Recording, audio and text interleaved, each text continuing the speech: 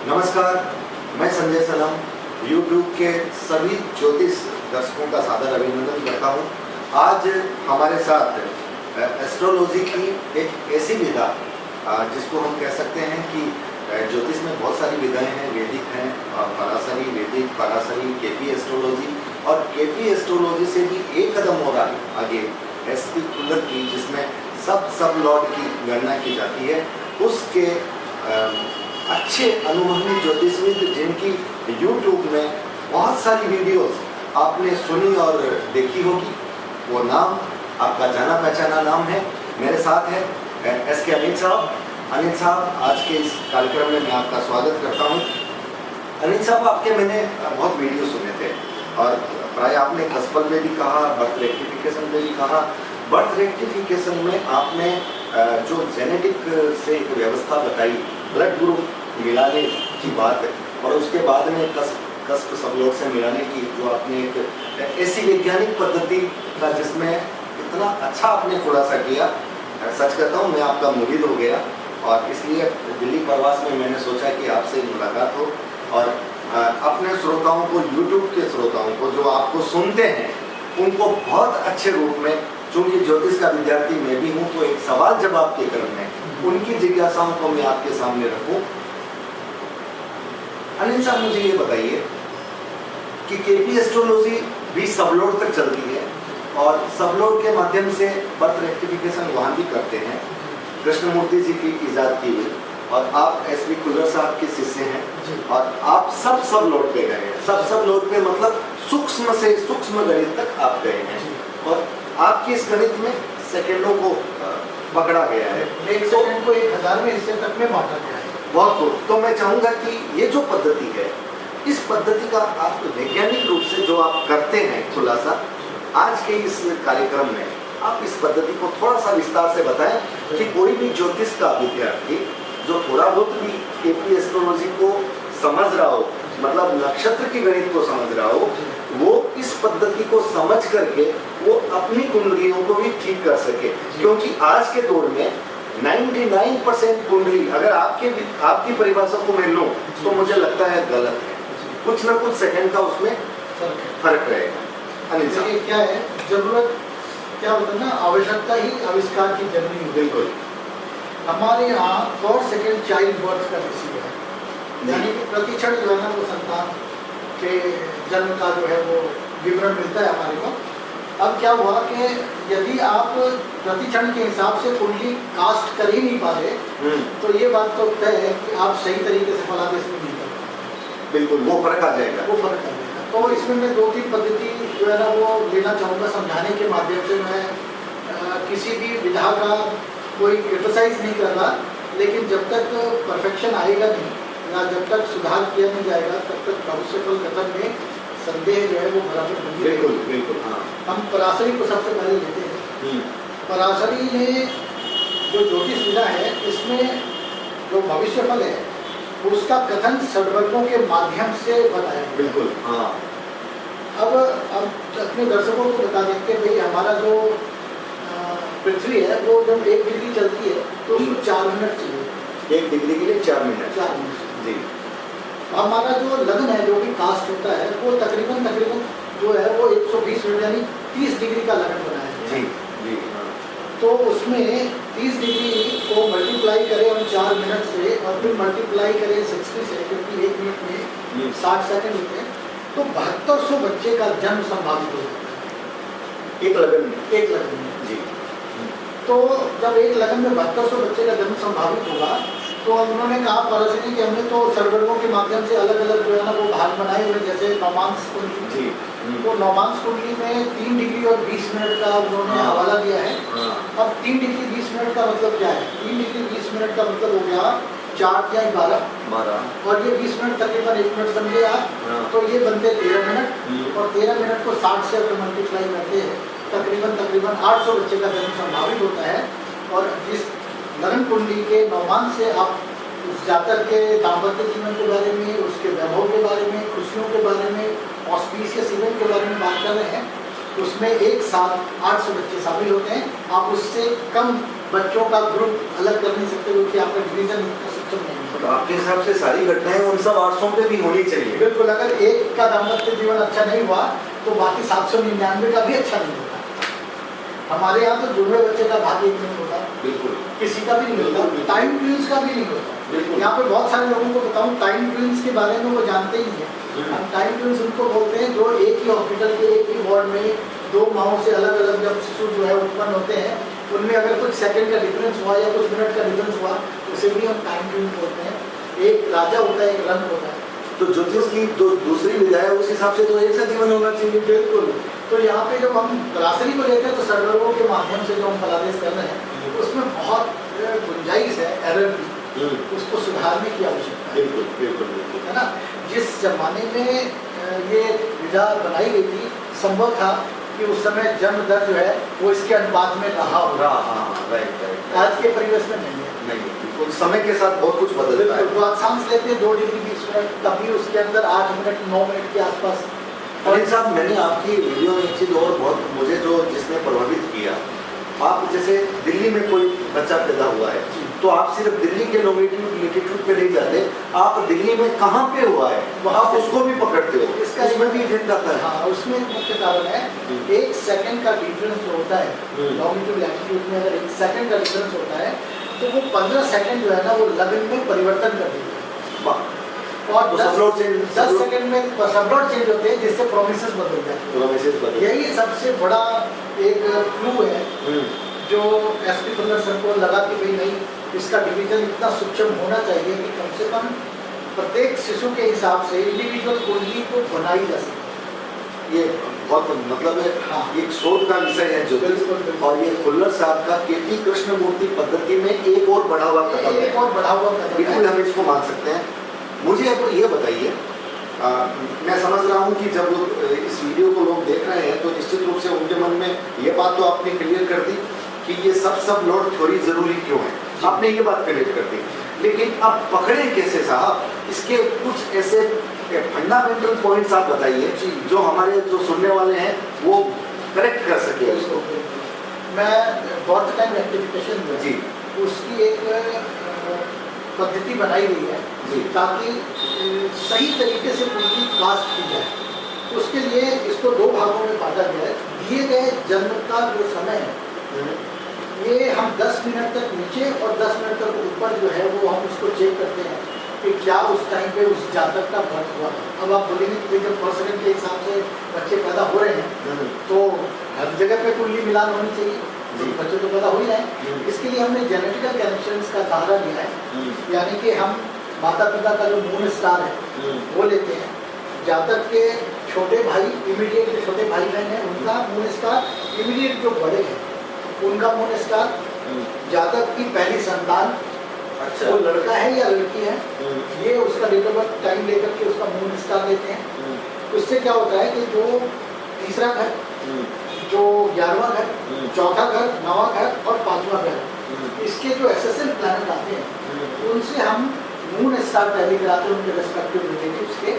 जब वो ये फिक्स हो जाते हैं, मतलब तीसरा घर हो गया भाई बहन का, चौथा घर हो गया माँ का, 9वां घर हो गया पिता का, 5वां घर संतान का, पहली संतान का, 11वां घर बड़े भाई का। तो इन सभी घरों के एसएसएल के साथ वो जो आपके माता पिता है, आपके जो भाई बहन है, आपके जो संतान है, आप ब्लड ग्रुप चेक कर रहे हैं उसके मून स्टार से टैली कराते हैं। ब्लड ग्रुप चेक होता है एक तरीके से आप ऐसा मान सकते हैं क्योंकि उनका मून स्टार आपके अगर घर में रिफ्लेक्ट नहीं करता है तो वो बीटीएफ सही तरीके से नहीं होगी। ये तो एक पार्ट है। ठीक है। फिर जब कोई भी घटना घटित होती है तो लगन के अंदर जिस समय घटना घटित हुई है आपका जन्म भी एक घटना है और वो आपके माता पिता का संतान लाभ का चार्ट है। बिल्कुल बिल्कुल। तो 9th हाउस से हमारे संतान के लिए क्या देखते हैं 5, 2 और 11। 5 से संतान, 2 से एक्सपेंशन इन द फैमिली और 11 से फुलफिलमेंट ऑफ डिजायर। तो क्या होता है जो 9th हाउस से जो 5, 7 और 11 होते हैं वो क्रमशः जो है वो 1, 7 और 10 होते हैं। ठीक है। 1, 7 और 10 क्या हुआ जब लगन के चारों 4 रूलिंग करें, यानी कि लगन में आने वाला राशि के अंदर नक्षत्र, जब नक्षत्र को हमने 9 से डिवाइड किया तो उप नक्षत्र बने जो सभी को इस्तेमाल करते हैं। हमने उस पर्टिकुलर उप नक्षत्र को उप नक्षत्र में विभाजित किया। इस प्रकार से हमने 12 घरों को 2193 भागों में विभाजित किया।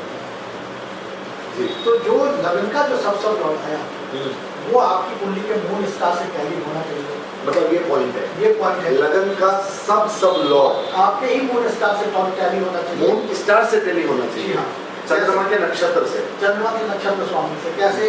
मान लीजिए मंगल जो है वो पहले घर का एसेसन प्लैनेट है, शनि जो है वो चंद्रमा का नक्षत्र स्वामी है। तो शनि का मंगल या तो स्टार लॉर्ड बने, सब लॉर्ड बने या सब लॉर्ड बने। नहीं बनता है तो कोई इसमें साइन लॉर्ड नहीं मान रहे हो, साइन लॉर्ड नहीं लेते, स्टार लॉर्ड, सब लॉर्ड और सब लॉर्ड। केवल राहु और केतु वो कहीं भी आ जाए, वो कहीं भी आ जाए, मतलब स्टार लॉर्ड बने चाहे सब लॉर्ड बने, कुछ भी बने, ये एक दूसरे का बन सकते हैं जी। कोई जरूरी नहीं है कि दोनों में बने, किसी एक में बन जाए। मतलब मून का अगर आपने स्टार मंगल माना है, हाँ यानी सब लॉर्ड, लगन का सब लॉर्ड अगर आपने मंगल माना है, जी। मून का स्टार अगर आपने शनि माना है, जी। तो मंगल का कहीं ना कहीं शनि के रूप में स्टार लॉर्ड, सब लॉर्ड, सब लॉर्ड में, या शनि का कहीं ना कहीं मंगल के रूप में, दोनों के हिसाब से देखते हैं ना। अगर मंगल का नहीं मिल रहा है, शनि का मिल जाए तो भी अभी तब भी मान लेते हैं। इसी क्रम में तीसरा, चौथा, पांचवा, नौवां और 11वें घर का जो एसेसन प्लैनेट है वो रेस्पेक्टिव रिलेटिव्स के मून स्टार से कनेक्ट होगा। ये जेनेटिकल है। हाँ, वो तो जेनेटिकल आपके है ना। अच्छा, इसके बाद एक दूसरा है कि जो कस्प के अंदर जो पहला घर, अब जो घटना घटित होती है ना, तो लगन के अंदर जो चारों कोरोनी है ना, उसी घटना को भूल रहे होते हैं। बिल्कुल सुनने वाला चाहिए। सन एंड मून जो है वो उसका जब तक इंटरप्ले नहीं होगा, यानी कि सन और मून सभी के सभी लगन के साथ जो कुंडली का लगन है, जैसे अभी सपोज किसी कोई घटना घटित होने वाली है, बच्चे का जन्म होने वाला है, तो लगन के अंदर जितने भी चारों कोरोनी है, सन एंड मून के जो चारों कोरोनी प्लैनेट है, वो सभी अपने अपने पीएस, एसटी और एसएल के द्वारा जो है ना, वो 1वें, 7वें और 10वें घर में सर पीएस का अर्थ एक बार पोजिशनल स्टेटस, पोजिशनल, जहाँ पे वो राशि होगी, नहीं राशि नहीं होगी, पोजिशनल स्टेटस भाव हो गए। पोजिशनल स्टेटस उसको बोलते हैं। जो प्लैनेट है वो 4 प्रकार से पोजिशनल स्टेटस में आता है, और अगर वो वैसी स्थिति प्राप्त करता है तो अपने स्टार लॉर्ड के जैसे ही अपना फल भी देता है। अच्छा, तो उसकी उपस्थिति भी कस्प में मानी जाएगी। अच्छा। तो क्या होता है, एक प्लैनेट जो पीएस होता है अपने स्टार लॉर्ड या सब लॉर्ड के द्वारा 1वें, 7वें और 10वें चला जाए, तो हम कहते हैं कि भाई पिता को संतान लाभ का जो नंबर है वो एक्टिवेट हो जाता है। इसी प्रकार से सन एंड मून के चारों, तो जिस समय ये चारों के चारों जो कोरोनी प्लैनेट 1, 7 और 10 में एक्टिवेट होते हैं। अच्छा, उसमें कोई शर्त नहीं, वो स्टार लॉर्ड, सब लॉर्ड किसी में आ सकते हैं, किसी में आ सकता है, लेकिन एक जगह पे स्टार लॉर्ड कंपल्सरी आना चाहिए या पीएस होकर के आना चाहिए। ऐसा ना हो कि केवल सब लॉर्ड ही 1 में, 7 में और 10 में चला जाए, तब नहीं चलेगा। मतलब 1, 7, 10 में एक प्लैनेट कहीं ना कहीं पीएस होना चाहिए या एसटीएल या एसटीएल होना चाहिए, ये शर्त है, मेन शर्त तो है। ये बर्थ टाइम रेक्टिफिकेशन हो जाती है। फिर हमारे पास सेकंड्स की भी गुंजाइश नहीं होती। इसमें एक सबसे खास बात, आज तक किसी ने भी ऐसा कुछ काम नहीं किया जो खुले में कर दिया कि लड़के के जो चार्ट है या लड़की की जो चार्ट है वो बिल्कुल अलग अलग बनाई जाती है। हाँ सर, इसमें मैं आपकी वीडियो सुन रहा था, कोई आर्क कुछ आप बोल रहे थे। आर्क का मतलब भाग्य हमारे पराशरी में क्या कहते हैं कि भाई पंचमेश जो है वो अगर होरा चार्ट के अंदर मेल साइन में चला जाए, सिंह में, तो लड़का होता है, और अगर कन्या में, कर्क में चला जाए तो कन्या होती है। लेकिन वो तो 15 डिग्री का जी, 15 डिग्री का मतलब 25 साल ज़्यादा 3600 बच्चे लगातार। अभी भी पीछे एक हमारा कोई ग्रुप है व्हाट्सएप का, उसमें मैंने सुना लोग कह रहे थे कि नहीं ये लगन की जो राशि है वो जोड़ लीजिए, मंगल, शनि और राहु को जोड़ लीजिए और 3 से डिवाइड कर लीजिए, तो अगर एक आता है तो लड़का, यानी कि ऑड नंबर आता है तो लड़का और इवन नंबर आता है तो लड़की। मैंने कहा भैया इस हिसाब से तो जो 2 घंटे के अंदर आपने कुंडली बनाई है उसमें अगर लड़का आ रहा होगा तो उस 2 घंटे तक लगातार लड़के ही पैदा होने, क्योंकि लड़की बनाने का बिल्कुल ये मतलब ये भ्रांतियाँ नहीं है, इसको मैं बोलता हूँ बेवकूफ़ी। और ऐसे लोग जो है ना वो सारे एस्ट्रोलॉजी को खराब कर रहे हैं। वो नए सूत्र दे करके मतलब एक अपना एक प्रभाव बना करके नाम बनाने की कोशिश कर रहे हैं। मतलब एक वैज्ञानिक शोध में ये चीजें नहीं नहीं आएगी। तो आप बता दीजिए, ट्विंस पैदा होते हैं उसी लगन में, तो एक लड़का है तो लड़की कैसे होता है? बिल्कुल आपकी इस विधि से तो लड़के ही होते हैं या लड़की होती है? बिल्कुल। यहाँ पे जो आप आर्क वाला आर्क की बात कर रहे थे, यहाँ पे हम क्या देखते हैं कि यदि लगन के अंदर मेल साइन है, मेल साइन क्या है जो 2 से डिवाइड नहीं होता, 1, 3, 5, 7, 9, 11 और साइन होगी, और साइन। तो अगर पहले घर का एसेसन प्लैनेट वो मेल साइन में बैठा है तो फर्स्ट 50% का जो आर्क होगा, आर्क का मतलब भाग, अच्छा, तो उसका 50% से 0 से 50 के बीच का जो भाग होगा वो ये दर्शाएगा कि ये लड़के की ही कुंडली है, पुरुष जातक है, और उसी मेल साइन के अंदर 50 से 100 वाले भाग में जाएगा वो जाति का फीमेल। सर 50 से 100, 0 से 50 क्या अंश देकर के बोलेंगे ना? हाँ, हमारे कस्टमर इंटेलिजेंस में जिनको जो डिज़ाइन किया गया है वो उसमें इसी प्रकार से डिज़ाइन किया गया है कि जो जैसे कोई भी सब लॉट बना तो उसका एक ड्यूरेशन है, चाहे वो सूर्य का बनेगा तो 5, 6, 10 सेकंड, शुक्र का बनेगा तो थोड़ा ज़्यादा, तो उसका 50% जो आर्क है वो हमने मेल साइन में पहला जो भाग है उसको मेल के लिए कोई भी सब लोग है, जैसे ये जो सेकंड में मिलती है वो दशा के आधार पर मिल रही है। शुक्र की सबसे ज्यादा दशा है, हाँ, उसका सब लोग ज्यादा समय का है, बिल्कुल। उसमें आधा समय जो है, हाँ, फर्स्ट आधा समय मेल साइन अगर है तो मेल के लिए है। अच्छा। और अगला परसेंटेज में 50 से 100 तो वो फीमेल के लिए। और फर्स्ट अगर फीमेल साइन में है तो फर्स्ट जो है मेल के लिए हो गया, फर्स्ट फीमेल के लिए हो गया, और अगला जो है 50% वो मेल के लिए। इसी तरीके से 5वें घर का सर इसका मतलब तो ये हो गया कि अगर कोई हॉरोस्कोप टाइम आपको दे और ये ना बताए कि ये मेल की है फीमेल की है तो ये एस्ट्रोलॉजर बता सकता है? ये मैं बताना चाहूँगा, ये इंफॉर्मेशन बेस्ड टेक्नोलॉजी है जी, ये कोई अध्यात्म नहीं है और ये कोई जादू नहीं है। आप जितना इंफॉर्मेशन डालेंगे उतना ही आपको मेरा भविष्य बताओ, मेरा डेट ऑफ बर्थ तो है नहीं, तो मैं बताऊँ ये है कि अगर आपके पास बर्थ टाइम में एकदम सही आता है। हाँ जी, तो देखो आर्क तो कुछ सेकंड का प्ले में ऊपर नीचे होता है, आपको ये जरूर बताना पड़ेगा कि आपका जो जातक जो है वो मेल है या फीमेल है। जब आप एक बार ये बता देते हैं तो मैं आपको ये बता सकता हूँ कि आपकी जो पहली संतान है वो लड़का होगी या लड़की। ओ, उससे आप उस जातक की संतान बता दोगे? जी हाँ, लेकिन मैं आपको बताऊँ ऐसा करने का प्रयास इसलिए ना करें क्योंकि जो हमारे एक्ट हैं, हाँ वो बिल्कुल महिला 1994 का एक एक्ट है कि pre determination sex of the child is offence. तो इस बारे में हम कोई खुलासा नहीं करना चाहेंगे यहाँ पे, वो मैंने अपने वीडियो में इसको एडिट कर दिया था। तो इस प्रकार से 5वें घर से भी आप पता लगा सकते हैं कि इस जातक को लड़का होगा या लड़की होगी। वो आपको बताने की आवश्यकता नहीं है, ये एस्ट्रोलॉजर को पता होता है, लेकिन वो बताएगा नहीं, क्योंकि देश इतना नहीं बताएगा। और इससे आजकल जो विकृति चल रही है कि जिस तरह से भ्रूण हत्याएं हो रही है, जो देश के लिए बल्कि मानवता के लिए बहुत अभिशाप है। और हम इसकी आज की ज्योतिष परिचर्चा में भी हम इसकी भर्त्सना करते हैं और हम ये कहते हैं कि कन्या जो है देवी का रूप होती है, कन्या लक्ष्मी का रूप होती है, कन्या शक्ति का स्वरूप होती है। इसलिए मेल और फीमेल के बीच में कोई डिफरेंस नहीं होना चाहिए, हमारे बीच सबका समानता का अधिकार है। इसलिए आपने एक बहुत अच्छी बात कही कि देश के कानून को रखते हुए हमारे अंदर ज्ञान है, हमको कोई एक्सरे क्लिनिक में जाने की दरकार नहीं है। ज्योतिष अपने आप में एक विज्ञान है, हम बता सकते हैं लेकिन हम नहीं बताएंगे क्योंकि हमको अपने देश के कानून पर विश्वास है और उसका सम्मान करना। ये बहुत अच्छी बात। तो बर्थ रेक्टिफिकेशन की इस वीडियो में आप और कोई खास बात जो बहुत कम समय में अगर आपको बतानी हो आज के हमारे दर्शकों को? देखिए क्या होता है, जब वीडियो कर लेते हैं तब भी गुंजाइश होती है 1 से 12 घरों के अंदर जो है ना वो सब लॉट कुछ सेकंड के प्ले में जब हमारा गणित इतना खराब होता हो वो बदल जाते हैं। तो उसको भी आप फिक्स कर सकते हैं। कैसे फिक्स कर सकते हैं? मान लीजिए 9th हाउस का एसएसएल बदल रहा है, तो आप 9th हाउस के एसएसएल से ये पता कर सकते हैं कि जो पिता है वो कितने पढ़े लिखे या वो अनपढ़ है या उनका कुछ शारीरिक जो है वो कष्ट चल रहा है। सर एक चीज में आपसे प्रोमिस 9th हाउस पिता का घर होता है, लेकिन 9th हाउस पिता के घर से पिता की पढ़ाई, तो पिता से 9th हाउस को नहीं देखा जाएगा, सिर्फ 9th हाउस को देखा बता दो। देखो हर कोई भी इवेंट जब तक लग्न प्रॉमिस ना करे वो नहीं, किसको मिलेगा? घटना अगर मैरिज प्रॉमिस में है, 7वें घर में प्रॉमिस कर दिया, वो किसको मिलेगा?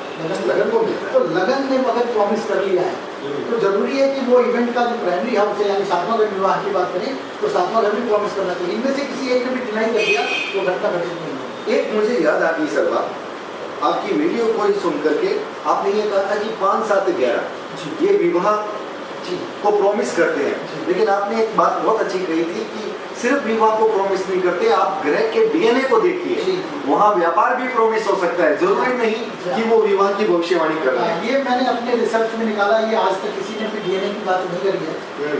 इसमें मुझे बहुत सुखद आश्चर्य है और मैं बहुत प्रसन्न होता हूँ उस चीज़ को जब ये काम करती है।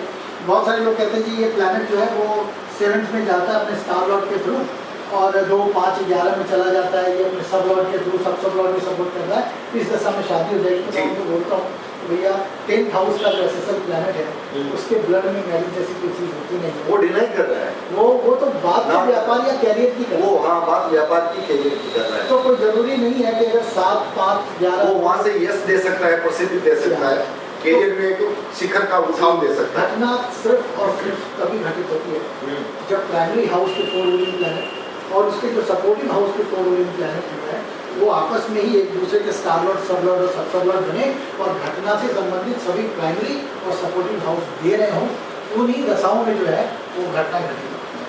बहुत खूब, बहुत खूब।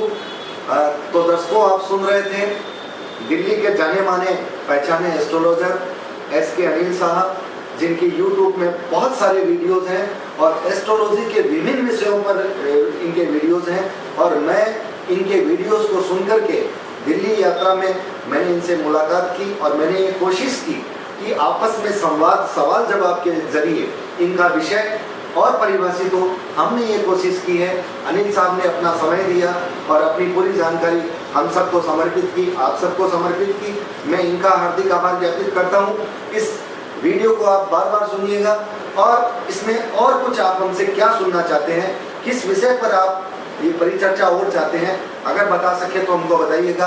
अगले कार्यक्रम में अनिल साहब के साथ हम एक नए विषय के साथ आपसे मिलेंगे। बहुत बहुत आभार अनिल साहब और बहुत बहुत आभार आप सबका। नमस्कार।